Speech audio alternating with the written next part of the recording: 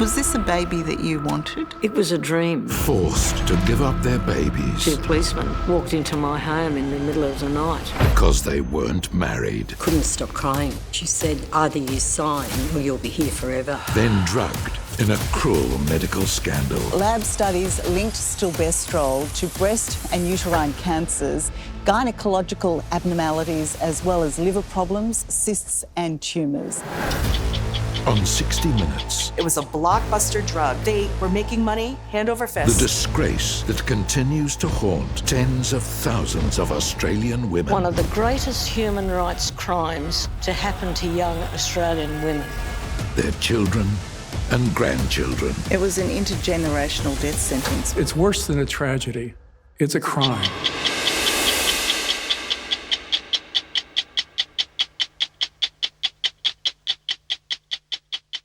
Welcome to Extra Minutes, the 60 Minutes podcast. I'm Tara Brown and this is my colleague Laura Sparks. Hello. Hello, welcome. We're doing a chat today about forced adoption. If you didn't see the story on Sunday night, you can see it on our YouTube channel or 9 Now. Forced adoption, it's a story of the past but with very current challenges, really, health challenges for the women involved. We met some amazing women, didn't we, doing this story? I mean, I think we fell in love with them. They were just so lovely and they've gone through so much heartache. First, they're forced into adopting their child or their baby straight after birth, and then they're also forced to take a drug to draw up their breast milk. And now they're living with terrible health implications, which they believe are linked to stilbestrol, this lactation suppressant, but nobody studied them, so everybody can ignore them, really. Yeah, I mean, we know it's carcinogenic because studies have been done on that. We know that used for other purposes that it does cause cancer and it does cause ongoing health effects in future generations, but these women have never been studied, and you have to ask why. You know, is it because, there are a group of women in Australia, this is not an Australian drug, is it because of their age? They'll say that's exactly what it is, and they're easy to ignore. They're such a unique group because the effects that they're worried about are not just for themselves, but for their subsequent children. So when they were taking this drug, unlike many other women around the world, they were not pregnant. They were doing it to stop their breast milk, as you've said. But they believe that their subsequent children are living with the health side effects of this drug, which is really scary. Yeah. So the drug was also used to supposedly stop miscarriages, which, as it turns out, it never did that. But over in the States, for example, 8 to 10 million women were given this drug to supposedly stop miscarriages.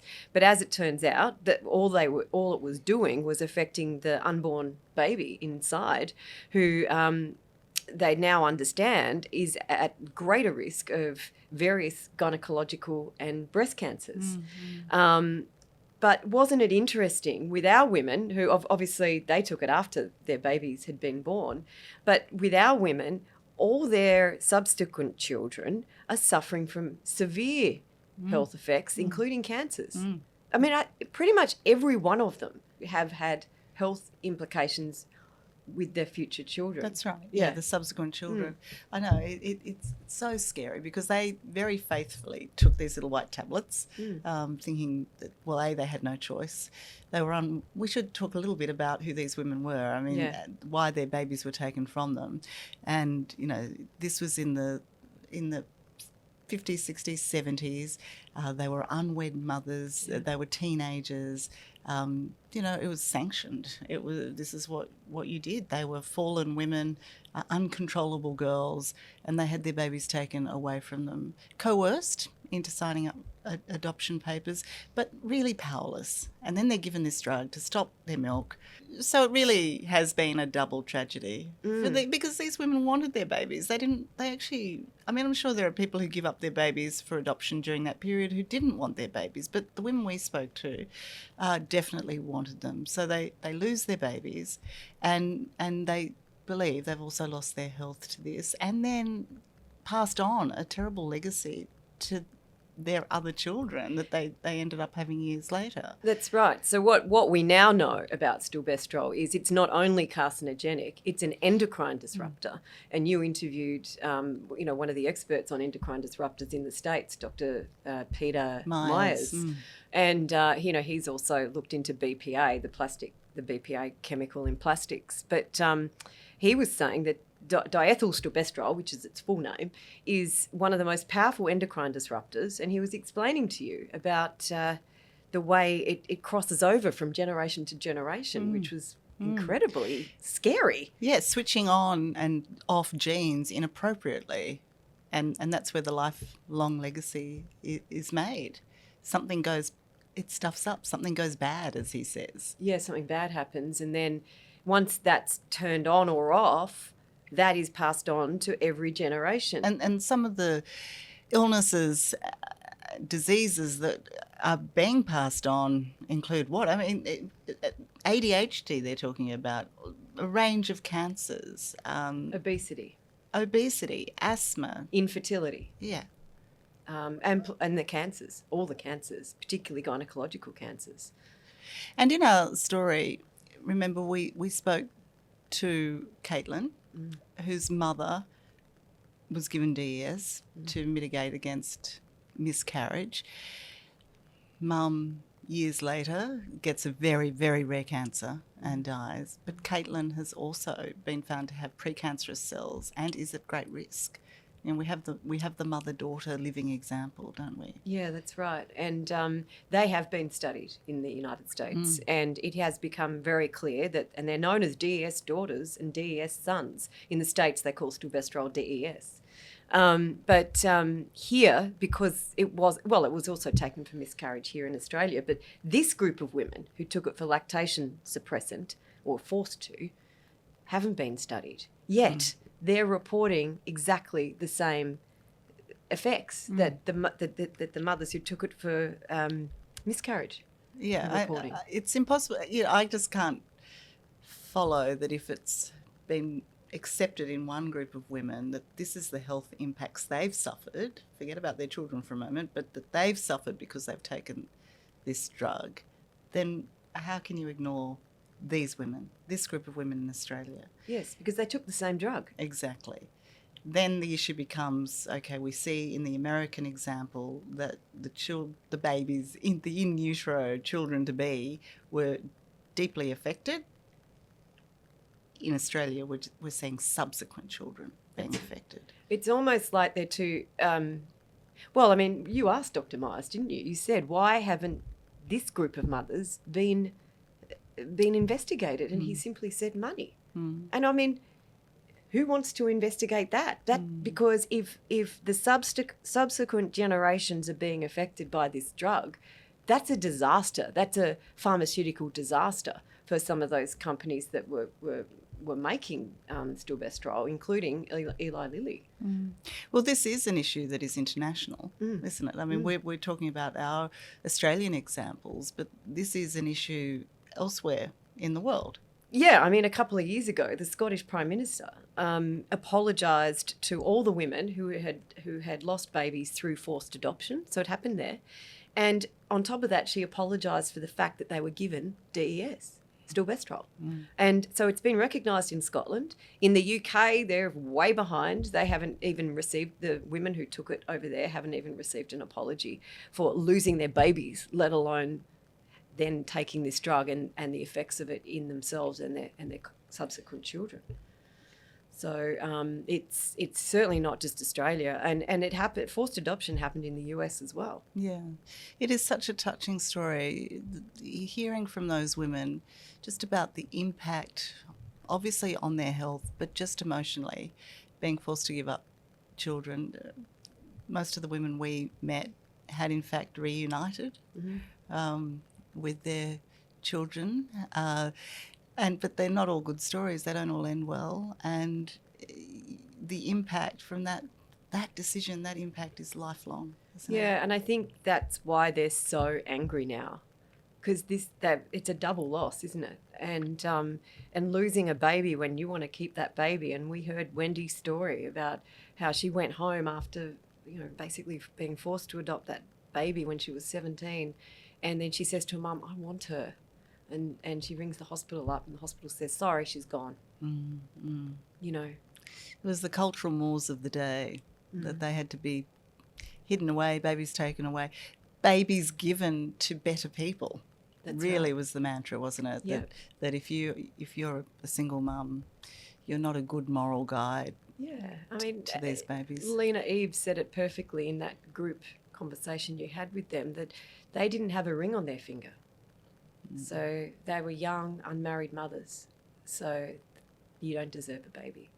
What I found really interesting in telling this story too was meeting one of those babies who had been adopted out and adopted to a very loving family, and yet she too felt that ache, the ache of separation, and questioned her own identity. It was a lifelong sentence for her too. Yeah, I mean, Joanne said, "What was wrong with me? Why didn't my mother want me?" And you hear that from all adopted children. They want, well, a lot of them. They wonder why, and yet they don't understand that they were very much wanted, but this government or religion or families pushed them apart, separated them. And it was lovely for Joanne to finally meet Wendy, and now they have this lovely relationship.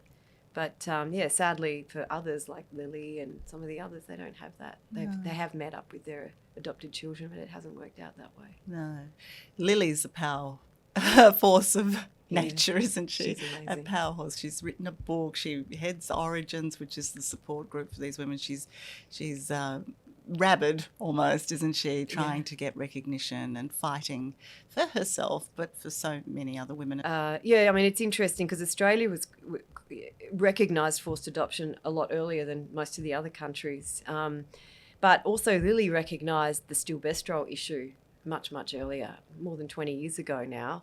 And she asked a lot of the women about stilbestrol and what effects they've had, health effects they've had, and what effects have their children had. And sadly, those studies have disappeared somewhere. That they were supposed to be given to the New South Wales government during the inquiry back in the early 2000s, and they got lost. But anecdotally, they were fairly damning, weren't they, those surveys? Yeah, they were. I think Lily said 80% either had cancers or serious illness, and had children with cancers and serious illness. I mean, we saw that in our 7 women. But and Wendy made the great point, didn't she? Because you do say to this group of women, well, could you be suffering this because of age, because of environment, because it's random, because it's been inherited?